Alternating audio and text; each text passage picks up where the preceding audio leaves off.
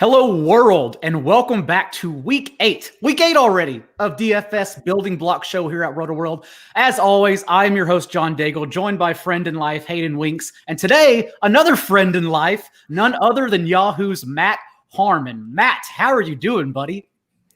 What's good, guys? Yeah, John, you and I are one of the tight knit circles of folks that I've actually broken beers with in real life. Yeah. I mean, even before I think we became Twitter pals, I met you in real life, which is that's quality stuff, man. That's how you know it's real. But I'm happy you guys brought me on the show today. This is such an interesting week to me because there's a lot of good games. There's a lot of different directions I feel like each particular game can go, and I love when the NFL gives us that type of challenge. Overall, how has the season been treating you over at Yahoo? Because I know you have a ton of stuff. I actually read your, 5 things that matter and don't matter on Sunday? Yeah, my fiance always jokes with me that she's like, what? I was like, oh, I'm writing something. She's like, what are you writing? The 5 things that you love about me the most? Like, no, not really. But that did lead me to realize all of my weekly columns, and there's 3 of them. The things you're talking about, 5 things I care about and 5 things I don't. Wednesday, I have 5 pressing questions, Friday, I have 5 pressing questions, and Wednesday, it's 5 notebooks, advanced metric notebook notes or something. I'm like, geez, what am I I'm just stuck on the number 5 for whatever reason. So if that doesn't say how things are going for me, it's just stuck in the circular nature of an NFL season, I don't know what does. And Hayden, what about you? As the folks tend to trickle in here since the tweet just went out from the main account, how did your week 7 go? The last couple weeks, I've had a couple top 1% finishes, but just have been missing one piece. I was missing Derrick Henry when he went off. The rest of my lineup was sick. I had some Herbert stacks, but just the touchdowns went the opposite direction. So I'm feeling good about the process. Nothing's really paid off quite yet, but I feel like the process is solid right now. Completely agree with you. And as always, we will be taking your questions from the chat throughout the entire show, talking the week 8 main slate here. No DiNucci, no start sits, no Daniel Jones, thank God. We get away from all of those things. Only the week 8 DFS main slate. And Harmer, we're going to start with you since you are the guest of honor. We always start the show with the decision point, the one conundrum or issue we come across when building lineups that we think is key in building lineups for that week. So what is the one decision point you have come across in building your lineups this week? For me, at first, I feel like it's the same thing every week with this season. It's basically how do you deal with the injury situation? Because there's always so many, where are you trying to find value there? But for me, the one game that I'm trying to get a handle on, because I think both of these offenses I've been really impressed with. And I actually think both defenses, you can attack them in multiple ways. And that's Las Vegas and Cleveland. How is this game going to play out? I think is key in building lineups this week. Because at the beginning of the week, I really felt look, this is a team right now with Derek Carr has a 142 passer rating on throws of 20 plus yards, which is, pretty unbelievable. It's not what we expected from Derek Carr coming into this year, but Nelson Aguilar and to a greater extent, Henry Ruggs have really unlocked a vertical element to this offense. At the beginning of the week, I thought, man, going against this Cleveland secondary that obviously you can beat up on them in the slot. They've allowed more yards to slot receivers than any other team in the NFL, but also you can beat them on deep completions too. This is a team that you can hit in the secondary in multiple ways. But the farther the week has gone on, it's felt more like there's going to be a lot of weather in this game, a lot of concerns from that angle. Now I'm starting to sort of think maybe this is a spot where the Raiders, who have not been a great rushing team from a yards per carry standpoint, Josh Jacobs has been fine, but not exactly what many fantasy drafters, from a season-long perspective, thought they'd be getting. He hasn't really had that blow-up game yet. Could this be a spot where they sort of get back to that identity? I feel like cracking the code there is probably going to be, huge in figuring out the rest of this week because there's potentially a lot of value in this game as well. As someone who has not only had dinner with you, but also friend of the show, Rich Rebar, I have had my boots on the ground in Cleveland a lot the past 3 years. And I can tell you that I know people are concerned with the weather. That's why this total has dipped and been bet down 6 points already throughout the week. But big weather in Cleveland, does not matter until morning of. That's why I'm not too concerned about it just now. That opinion, of course, could change Sunday morning, but like everything this year, it all comes down to the day of, because this season is the wildest one to date. What I am also worried about in this game and how you attack it, to your point, is because of the exposure. Right now, the ownerships are out of control. So on Tuesday and Wednesday, this was actually my favorite game to stack across the board. Derek Carr double stacking with Darren Waller, Nelson Aguilar, or Henry Ruggs. You bring it back with either Kareem Hunt or Rashad Higgins or both, honestly. But right now, like all of those players are exceeding ownership. They're getting sky high. And so that is my concern here, is how to be contrarian from them despite wanting these pieces. Hayden, your thoughts on this game? Yeah, well, this is going to go into my point, and my decision point is what to do with the weather and how other people are going to be viewing the weather, because we're kind of teetering on where the weather is going to be. There's some rain. There's like the winds at like 20 to 25, maybe like 30 miles per hour. So you're reaching the point when wind does start affect the passing game, but not every single player is affected at the same rate. A slot receiver doesn't care about the wind nearly as much as the downfield guy. And that doesn't even matter if other people are like saying, all right, screw it, I'm not going to have any of those guys. That's where you have some serious leverage. Are people overreacting to the weather, or are they underreacting to it? So the four games I got my eye on, definitely Raiders versus Browns, Vikings, Packers, Patriots, Bills, and then the Saints and the Bears. So I think what to do with those games is the true decision point, because I think ownership in those games, there's a couple of solid plays, but if people fully panic, then I think I really want to be over the weight on the field, just because I think some people are going to say, I'm not playing any of these guys. Are there any of those other three he mentioned, Harmon, that you like a lot, even if mixing in the Browns and Raiders players?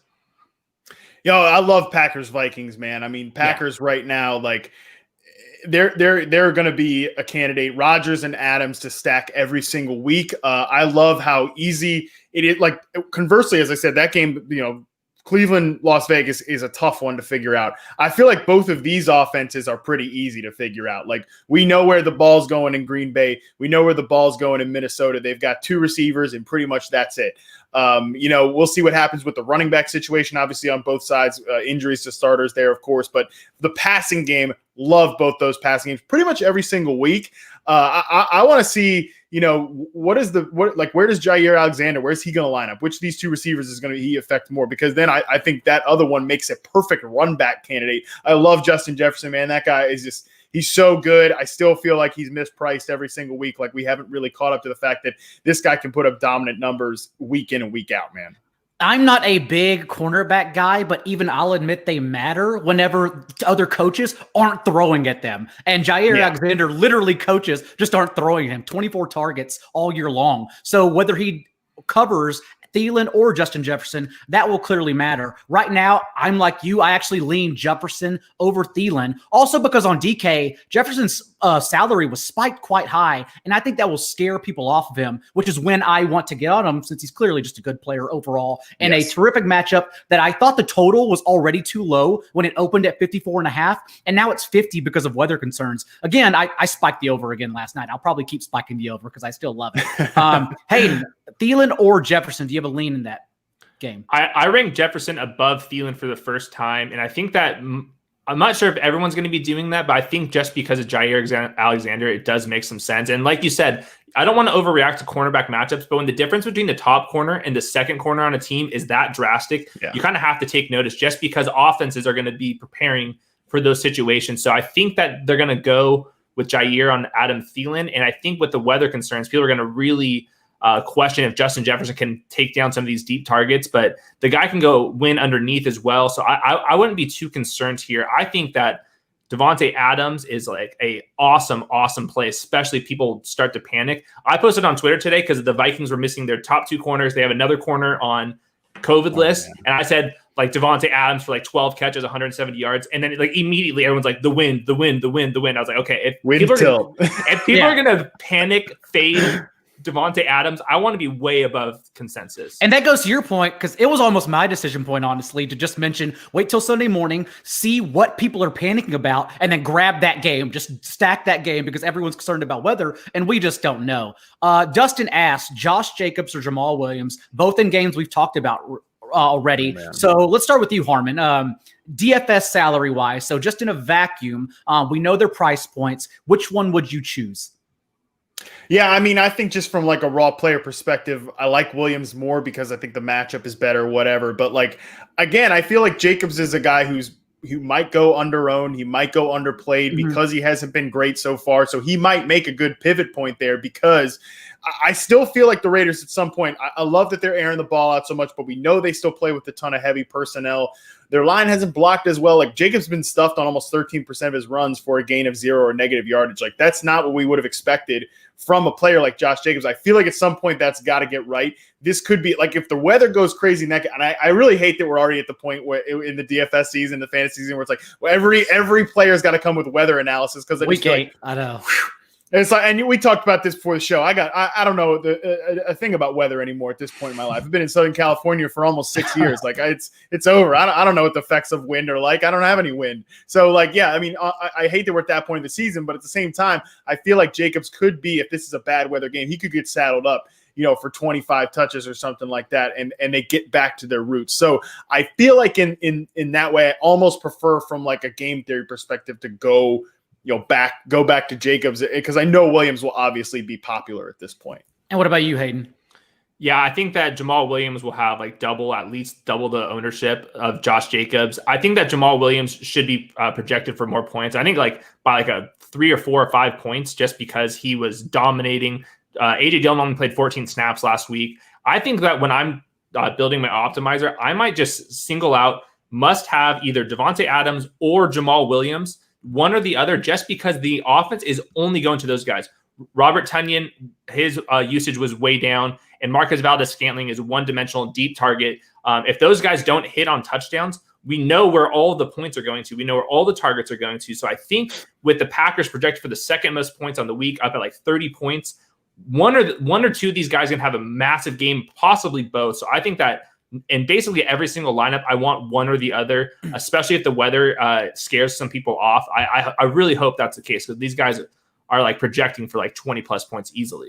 I'm going to professionally transition into our next segment, highest exposure, because it also couples in with my decision point. And that is how everyone should handle the Bengals-Titans game. It's funny, Harmon, because your key game is the Browns-Raiders, and I love that game. But I don't think the Bengals-Titans game fails no matter which way you go, which is why I think you have to have some pieces in it. And you just have to get all your levered ducks in a row.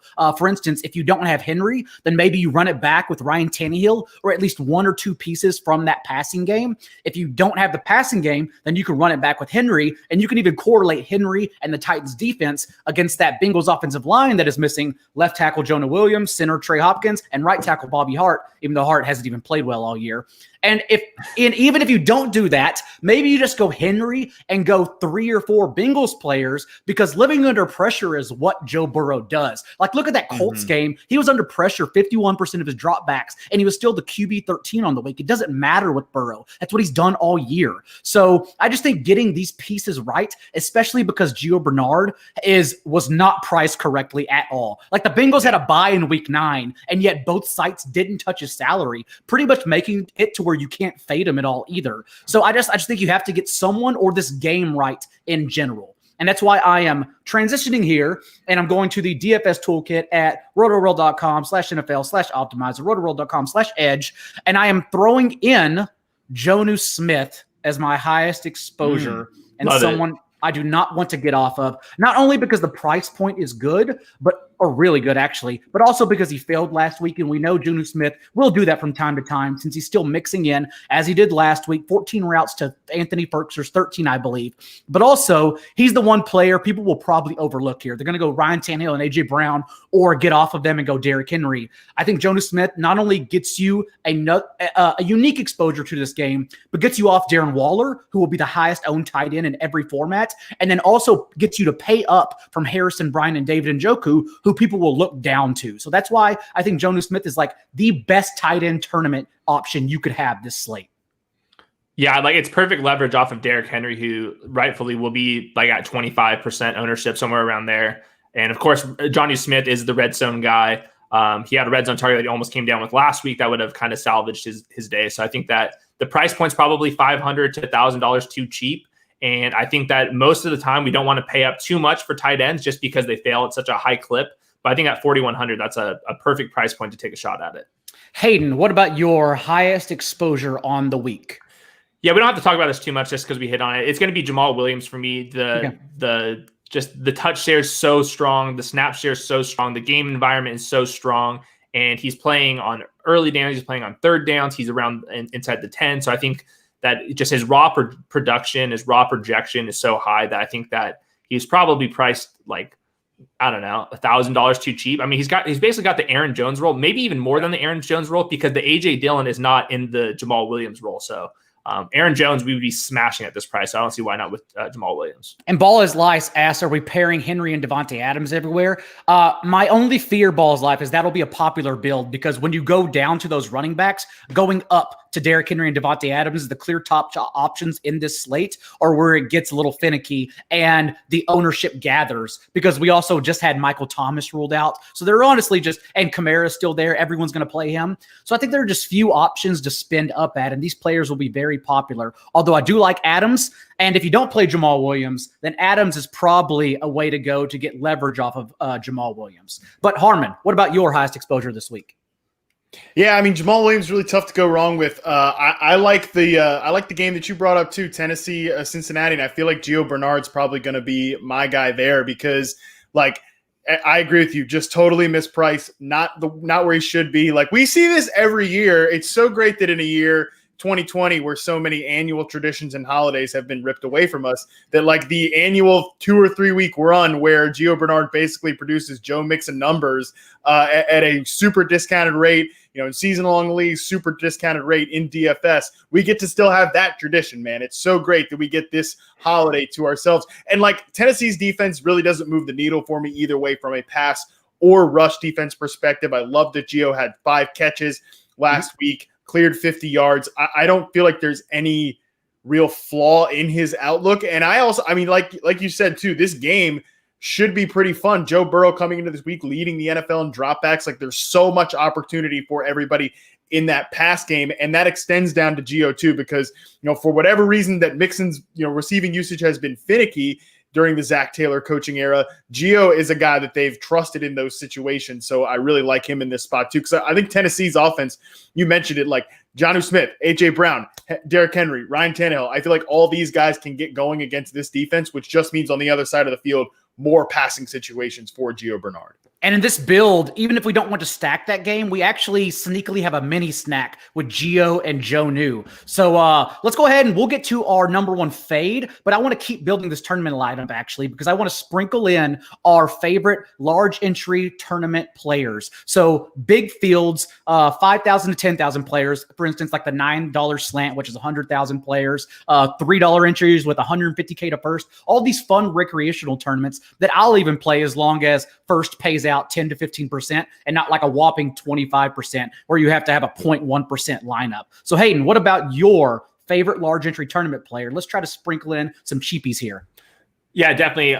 Kendrick Bourne he's not going to be like sub 5% owned or anything like that. He's going to catch some ownership. I think rightfully so. He and Brandon Ayuk pretty much had like similar target production and just production overall the last time Deebo Samuel missed. So I think that this game environment is awesome. Of course, whoever plays the Seahawks, they really pace up and they really throw the ball a lot. So I think that Kendrick Bourne at 3,500 is a great play, especially like Shaq Griffin's out. I mean, the Seahawks defense is getting less healthy than more healthy right now. So I think that I love Ayuk. I love Jimmy G. I think that in tournaments to get Kendrick Bourne instead, who's going to be less owned than Ayuk, I think I like that. You're laughing, Harmon. So you clearly like one of the two, if not a double stack with Jimmy G as well.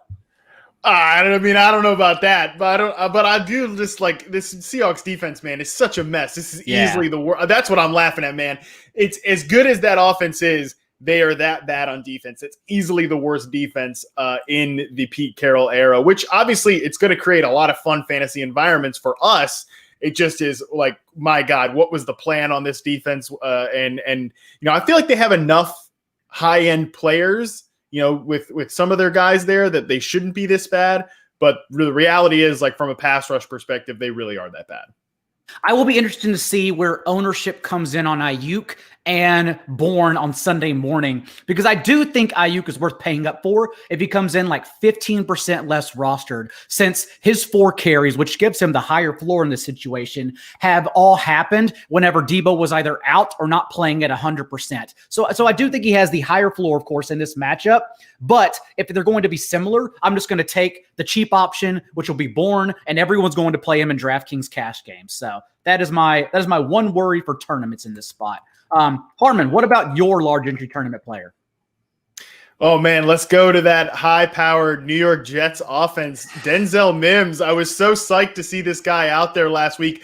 I was pretty kind of suspicious about what his role would be. I wasn't convinced that he would get thrown out there right away because he missed so much practice time this offseason, with a hamstring injury. Usually you see guys come out there, and especially in that case, like their entire rookie season could be lost. But love the fact that he had a 33% target share, 7 targets on the day, ran plenty of routes, was treated like a starter. And I mean, this team at this point, they're probably going to be without Jamison Crowder, Brashad Perryman, all these guys. Like the Jets have thrown to wide receivers more than, which is strange because they don't have any good wide receivers, but they've thrown to wide receivers, one of the highest rates in the league. I think that Mims could really get going here in garbage time, trailing a team like the Kansas City Chiefs. I hate picking someone off the Jets, but I feel like if you're looking for extreme value, Mims does make some sense there. Did you do a reception perception for Denzel Mims coming out? No, I mean, I don't do reception perception at this point the last couple of years for college prospects because I don't work for the league anymore and I don't have, that kind of film. But at the same time, did watch a lot of Mims. And, the good thing with him is obviously he's known for winning a lot of contested passes. I think 31% of his targets his final year in college were a contested catch attempt. That doesn't always mean, I feel like people take that for being like, oh, the guy, then he can't separate. But that's not always the case. We see plenty of guys. Allen Robinson's a great example, always has a lot of contested catch attempts. And people would then take, but we know Allen Robinson's a great separator. I mean, if you check out my work the last 2 years, Robinson gets open at an extremely high rate. But at the same time, he sees a lot of those contested catch attempts because he plays with bad quarterbacks. So I think Mims, same thing in college. Like there were just some horrific, quarterbacks playing for Baylor there. I think he's in a good spot to produce in this offensive environment because of that ability, but also, again, a player that does separate a decent amount. I think, Daigle, real quick, I think this is a really good discussion. I did a quick study looking at just like average separation. And it's actually negatively correlated to fantasy points. And I think the reason is the best receivers on the field, the quarterback just wants to throw them the ball no matter what, whether they're covered or not. Mm-hmm. So I think, of course, you want a player that can separate, but at the same time, that doesn't mean that average separation is a good stat to look at just because the Allen Robinsons of the world, they're going to get peppered with targets no matter what because they're so good. The quarterback says, screw it, I'm just going to throw it to my top guy. So I think that separation in general, the way we currently look at it is kind of flawed. You want players to separate, but looking at average separation, I think actually hurts you long-term. Can I just say too, I completely agree with that because a lot of these separation per target numbers, you're taking into the variable of the target, which like I said, a guy at the point of the release, and even at that point, you like you said, all of those factors are still if you're just judging this guy's separated by this many yards at the time of the throw, that can also still be misleading or whatever. Because again, you're taking in the variable of the quarterback to make that decision there. All of those numbers are every traditional football stat is taking in, and even most advanced stats are taking in variables outside of the individual player, which, Pat, on the back here, pump my own work. That's what reception perceptions always tried to do is remove the variable of the quarterback of the offense that they're playing in and just are they winning on their routes? Because, like I said, a guy can be 5 yards open at time of throw, but Phillip Rivers is throwing Mike Williams a floater down the field, and by the time it gets there, Williams is neck to neck with the guy covering him. So those things are always, I just again want to say, because this is kind of my thing. I agree with you, Hayden. That is an excellent point. One, I will say I totally agree with both of you because I was citing a couple years ago that metric at NFL Next Gen Stats, but then I looked up last year and Jimmy Graham led the category, and I was like, oh, that doesn't matter at all, clearly. And two, that's why I appreciate Harmon's reception perception work that everyone in the chat should check out every offseason, because he highlights guys like Stephon Diggs, guys like someone who's relevant this week, Rashad Higgins, who actually stand out in that metric. And so that tells us and leads us to more fantasy production because they are good at what they do. They are good at separating on the right routes and getting looks that way. Yes. Thank you. Appreciate you. I'm going to hit optimize here. So we got cheapies. We got a tournament option with Jonnu Smith, even though I love him either way. And we have the 2 cheap wide receivers. And it threw in Baker, Devontae, and Kamara. So what I will do here, we can always alter this just a hair. I will say, honestly, my favorite large entry tournament dart, because everyone will be obsessed with these 2 receivers in particular. I like Jacoby Myers a whole lot. Now expected to pretty much play every single snap without N'Keal Harry and Julian Edelman. And also Myers, honestly, just might be the best receiver when healthy on that team. Edelman has been dragged down for a month now with injuries, whereas Myers came off the bench just last week. Still looks good from Cam immediately. 4 catches for 66 yards. And I think that total, honestly, may go over. It has been bet down because of weather. But assuming a better game plan, we don't really respect Sean McDermott's defensive unit right now. It's just played poor. And so if we can put points on the board, I like the Patriots offense in that game, honestly. And I like the Patriots outright. And I like the over since it has been bet down like 6 points, I believe. Daigle, are you on team Jacoby Myers over Jameer Byrd? Yes, definitely. I think Jacoby Myers is a real good player. I don't know if Harmon has reached on reception for Myers. We ain't going that deep, man. Well, if you had, I assume that Myers stands out. Either way here, I would pivot. What do we have? So we have 2 Packers. Maybe we go, we don't have to do it here, but we could squeeze in, take this off, grab Jefferson, yada, yada, yada. I may build another one here while we're talking because I want to get into our number 1 fade despite ownership this week. Harmon, let's start with you. Yeah, I feel like the Steelers receivers are interesting this week. And I'll say I don't know like ownership numbers off the top of my head. Obviously, just not my realm there within the rest of the DFS sites and everything because, I work for Yahoo. It is Hayden has them in front of you, honestly. If you need it, just ask him. He'll pull it up. Oh, perfect. Well, I'm curious about the Steelers receivers, right? Because they're a group that I feel like people might back away from this week because, there are questions obviously about how's the ball going to be distributed. We saw last week, Deontay Johnson gets back out there. Ben treats him like the wide receiver 1. Johnson finishes that game with an injury. Obviously, Juju has a ton of volume in that game. Claypool gets none. I feel like that could be an interesting place to go back to because I know that the Ravens obviously are a very good defense. I think people will sort of fear that matchup, but they're the most blitz heavy team in the NFL right now. Obviously the Steelers are number 2. These 2 teams love to send extra rushers against the opposing quarterbacks, but Ben has had a clear plan when they send extra rushers. This guy's getting rid of the ball 2.16 seconds. That is the fastest time of any quarterback in the NFL when they send blitz.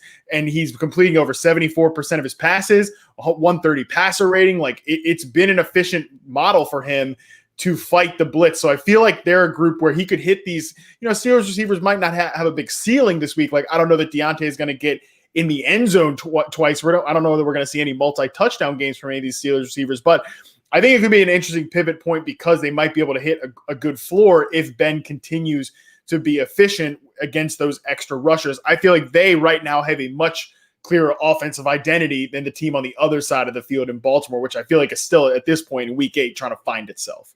Well, since you brought that game up, I'm going to make you sort this out because Dustin asked, do you think Johnson will outperform Claypool yet again? To your point, though, I will say I agree that I still think Johnson leads in targets weekly, but I don't know who will outperform in fantasy the other because Ben, like you said, doesn't care. He's dropping back. Whatever the defense gives him, kind of what Brady's doing now, he's going to take it. And he has the options to with 3 stud receivers and a receiving threat at tight end, who I know is not getting the production right now, but Ebron is still running routes on over 80% of Ben's dropbacks. It's just there are so many mouths to feed. So which of these 2, unless you think it's Juju? Yeah, I think that Juju actually could be the interesting one in this spot because he gets a ton of volume last week. Like I mentioned, I think this is going to be, once again, as it is for every week for Big Ben, it's about getting the ball out of his hands quickly. People are also the fantasy world is a little bit tired of Juju at this point. Like the production is so far off where many expected it to be. I think he might be an interesting player to go back to because obviously he's the shortest ADOT of this group. Like Claypool can win downfield. Johnson, I think, might end up drawing a lot of Marlon Humphrey too, who's a great cover corner because he's clearly their best route runner. I was listening to the Ringer NFL podcast with Ryan Shazier on it, obviously former Steeler. That was his guess too. It was like, I would bet that the Ravens look to cover Marlon Humphrey with, Deontay Johnson there because he's the best separator, the best route runner. Obviously, he was a big perception guy this offseason as well. So I wouldn't be surprised if that's the way they attack it. And then that brings up a lot of favorable looks for Juju inside, a lot of those layup looks. Again, I don't know that there's going to be a huge ceiling there, but I feel like he could catch a lot of passes, and we know that he can get in occasionally. Again, it's all distributed pretty evenly here, but I feel like he could also get that red zone involvement too, maybe finds the end zone at least once. Hayden, if any of this happens, like how are you feeling about Hollywood this week? Is this finally a time where people can go to him in DFS because he will garner low ownership? And if the Ravens offense pops up after the bye week, I would imagine he has the largest hand in it. Well, both of these teams I think are interesting because they've taken their foot off the gas pedal when they've been playing bad teams. And both these teams have been playing some bad teams early on. They blow them out. They rely on their defense, and then they don't have to do anything offensively. Going into last week, for example, the Steelers were averaging 33 pass attempts. They finally play a team that they respect, the Titans, who is this AFC contender. And then they go up and set season highs at 49 pass attempts. So I think in this scenario, obviously these are two awesome teams. We could see their offenses actually look better despite these defenses being good, just because they actually have to force the issue. And we haven't seen that much, especially with the Ravens. I know they've been very inconsistent, but they've also had to not really put the floor or their gas pedal to the floor just because they've been blowing teams out. So I think that this is an interesting week for Lamar Jackson and Marquise Brown. You have to remember the production's been low, but this is a super boom bust offense just because the way they're set up. They need Lamar Jackson to run off a couple big runs. They also need to hit on these deep passes because nobody in the league is throwing the ball downfield as often as the Ravens. They are, especially Marquise Brown. I think 38% of Marquise Brown's targets are 20-plus air yards. Those are the highest value targets in fantasy outside of the red zone. They're also the most volatile. So they haven't been connecting on those. When they do, that's when you see the spiked weeks. And the Steelers, for whatever reason, they've been beat deep a couple times. So I think that this is a really good week to go to Lamar Jackson, go to Marquise Brown, because their ownership will be at sub 10%. And they will all. The corners are slow in Pittsburgh, man. Hayden at this point, Hayden's been playing over 10 years. He's been in the league forever. They don't have a ton of speed out there. That's why I think they give up second highest yards per completion in the NFL. Mm-hmm. They've been, like you said, been beat deep. I love that. I actually hadn't even really considered that this might be a good spot to go back to Hollywood, who at this point right now, he has the highest percentage of his team air yards in the league. This at some point it's going to happen for Hollywood Brown. He's a good player. This might be the week. I like that call a lot.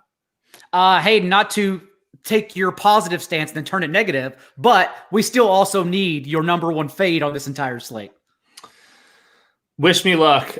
It's Derrick Henry. And the reason why, okay, obviously everything is set up perfectly. The Bengals missing their defensive tackle, DJ Reader. They just traded away at defensive end. They have really slow linebackers. It's a disaster. The Titans are projected for a lot of points. I just think the better tournament plays are on the Tennessee passing game because Derrick Henry is going to be one of the most owned players on the slate. We've seen him have huge ceilings. If that happens, I'm dead on to week 9. But if that doesn't happen, that means that A.J. Brown likely had a good game. Jonnu Smith likely had a good game. Ryan Tannehill likely had a good game because they're projected for the third most points on the slate.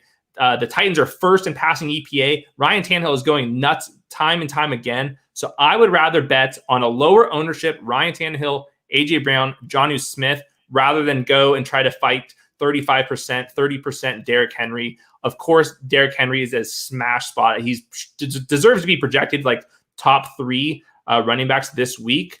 I just think that leveraging that ownership with superstars in A.J. Brown and Jonnu Smith and Ryan Tannehill is the smart tournament play. For proof of this, I will highlight this right here because my number one fade against the public as well is Derrick Henry. Oh, man. Let's go, Daigle. Let's not go because this is going to end bad, by the way. So I will say perhaps done on DraftKings because it's easier there. But on FanDuel, where he's 9,500, and you can still flex Devontae Adams at 9,100, or go down to Kamara, or go down to Kareem Hunt, Jonathan Taylor. I think you have enough options to pay up for there where you can respond against Derrick Henry and instead roll out Tannehill, who is the number one value, in my opinion, on FanDuel, and then go Corey Davis and A.J. Brown, double stacking them, or perhaps even Jonnu Smith and get that double stack off of Henry. So I understand it's bad. Henry could go 42 points in my face again, even though I did have him that week against the Texans, to be honest. But yeah, it is strictly I think Hayden dropped out on this, by the way, but it is strictly he dropped the Henry mic and got out of here. He literally dropped the Henry mic. It's strictly a ownership standpoint for me. And yeah, so that's how I'm handling Derrick Henry right now. Harmon, how do you feel you will be on Derrick Henry? Overweight, underweight, what? Oh, man. I mean, I might go a little underweight, obviously, just for all the reasons that you said. It makes a ton of sense. It just, like, to call Derrick Henry, like, number one fade always gets your stomach a little in binds, because you know that, like, 200 total yard game, couple of touchdowns is right around the corner, especially in this matchup. But I love it from a game theory perspective. I think I'll probably end up being, because, we'll talk about this in, like, favorite stacks, really want to look at that Green Bay Minnesota game. I feel like I'll have to find value elsewhere. I might have to do that at the running back spot, which would mean sacrificing Henry. I think you probably don't want to go complete fade on him, but I totally understand the logic. Welcome back. We were just talking about Derrick Henry still Hayden. But with that, Harmon, you just mentioned it, so we might as well. Let's just go ahead and transition into our favorite stacks. Let's start with you. I feel like actually, because we talked so much already about this Green Bay Minnesota game, I think that will probably end up being my favorite stack is Rodgers Adams, because it's so easy to run it back with guys on the other side. But I'm going to actually go to the board here. We're in the box here, so we might not be able to see it, but Justin Herbert, man, I'm obsessed with Justin Herbert. I think this is a good time to stack him up with Keenan Allen too. And like, I realize it's been a little bit frustrating from Chargers perspective, seeing guys like Donald Parham and Jalen Guyton and Virgil Green, get in the box while Keenan Allen and some of these other guys have not been there.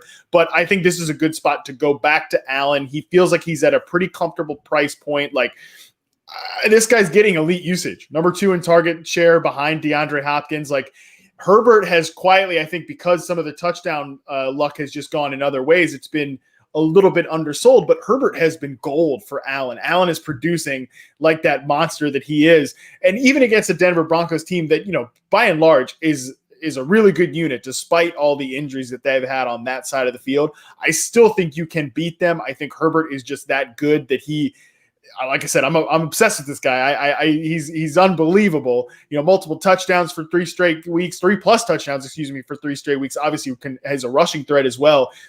Stacking him and Allen, I think, can actually be a good way to then build your lineup in different ways than people might be going. Hayden, thoughts on that Chargers offense? Because you mentioned last week, you were on it, that if game script actually favored Jacksonville, then Herbert was clearly going to pop. And that was a contrarian thought, and that's what happened in tournaments. He finished, I believe, with the highest amount of DK points at quarterback.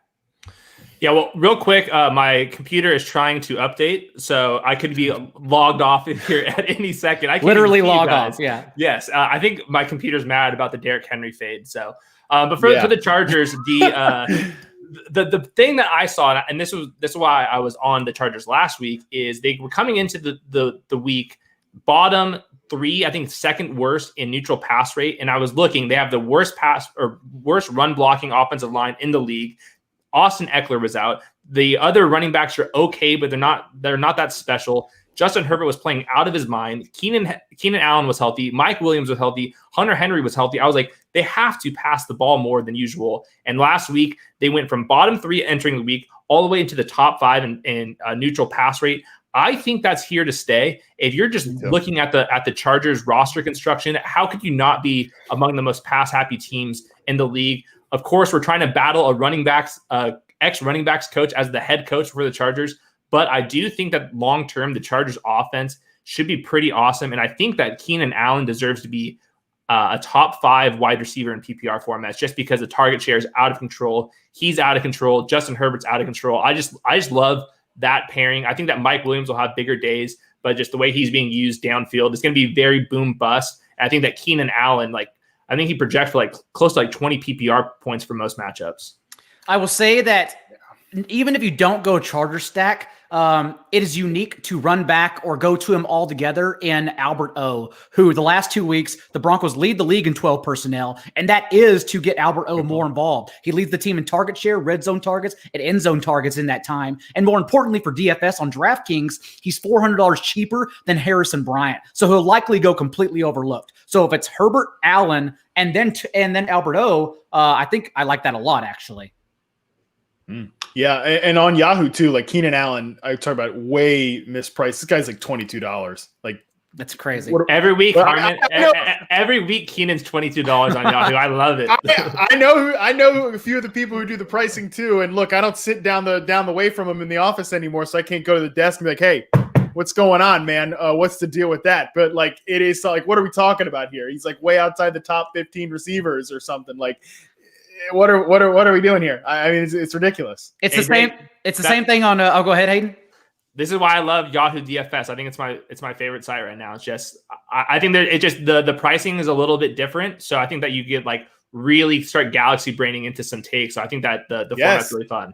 Man, I do the same thing too, because there's again, some I work here, and sometimes I'm like, what are we doing here? But and it's not, but it makes it like a different strategy approach, because there's sometimes I'm like, oh man, this wide receiver is definitely going to be cheap, and they're up there like $18 or something. It's just, I don't, it definitely presents a challenge. So I appreciate working for a site that's pushing us to be better, pushing our thought process to at least be different.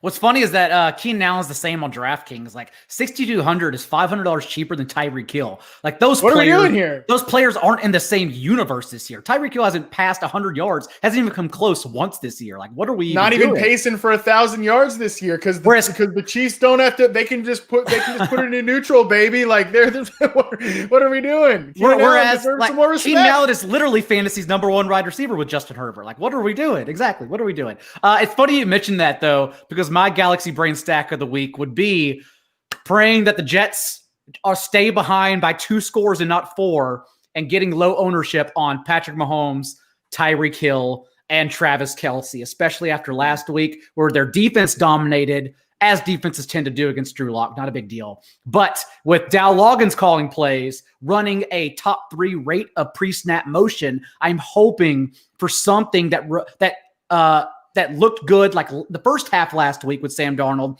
and not the 4-yard second half. And if we get that, because everyone wants to play these cheapy Jets receivers, well, what if we still play the chalk cheapy Jets receiver, but then actually come back with the big dogs just in case they're up by 14 points and they still put their foot on the gas through the air? And so no one's ever going to complain about, perhaps rostering Kelce, Tyreek Hill, and Mahomes, but it's a good spot, just like Josh Allen was in last week, just in case the Jets do stick around. And that's why I like getting them at low ownership.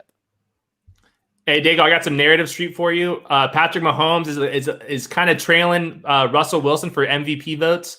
He needs a big week. He's pretty behind in passing touchdown and yardage. That's also because he's played the much tougher schedule. What if the Chiefs say, we got to get Patrick Mahomes back in the MVP race, drop 4 touchdowns, 300-yard bonus? I had Patrick Mahomes, Tyreek Hill, Travis Kelce as my number 1 stack as well. I do like how the Chiefs are focusing on Patrick Mahomes' MVP ticket in week 8. They're just they're gunning for it. They're going to finish 14-2. It's going to be them and Russ, I think. And to answer, you got narrative on narrative though, because you obviously got the Le'Veon Bell revenge game narrative too. So I don't know, this is narrative on narrative action. You love to see it.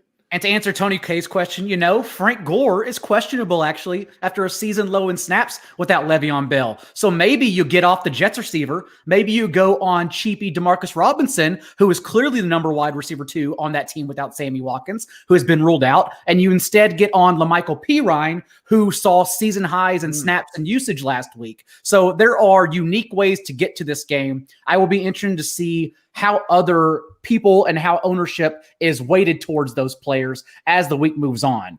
But with that, Harmon, anything else that you can think of before you get out of here about this entire slate, about Yahoo DFS, about being obsessed with Justin Herbert, anything at all? Nah, man, appreciate you guys having me. Like I said, this is such a fun week. There's so many different ways. I feel like we really spun out the yarn here in terms of how all of these games could play out in several different directions. And, anytime we can end talking about LaMichael Pirine, who's finally free because Adam Gase is, not doing the play calling dudes. Adam Gase talking about I don't want to overload LaMichael Pirine. He's a rookie running back, man. What are you talking about? Anytime Dowell Lawgains is actually outworking you from an offensive coordinator perspective, not a good look. So anytime we can end the show talking about the great Jets offense, I feel like that's a real winner. Hayden, any closing thoughts? My computer's about to update, so follow me on Twitter at Hayden Winks. And I couldn't even watch the show. I was looking at a blank screen this whole time. So shout out me for trying to keep a brave face during that. You missed 2 beautiful beards, and that's about it. So don't worry about it. Harmon, tell the people where they can find you and your work. Appreciate you guys. You can find me on Twitter at MattHarmon_BYB and hashtag Reception Perception if you want to check any of that stuff out as well. I am at NotJDaigle on Twitter because at John Daigle was taken, so screw it all. And you can find us at the Roto-War Football Podcast. Please rate, review, and subscribe. And, of course, we'll be back, same channel, Sunday morning, an hour before kickoff, answering all those start-sit questions that don't matter on Friday but do matter on Sunday. So until then, thank you all for joining. We will see you next time, same time.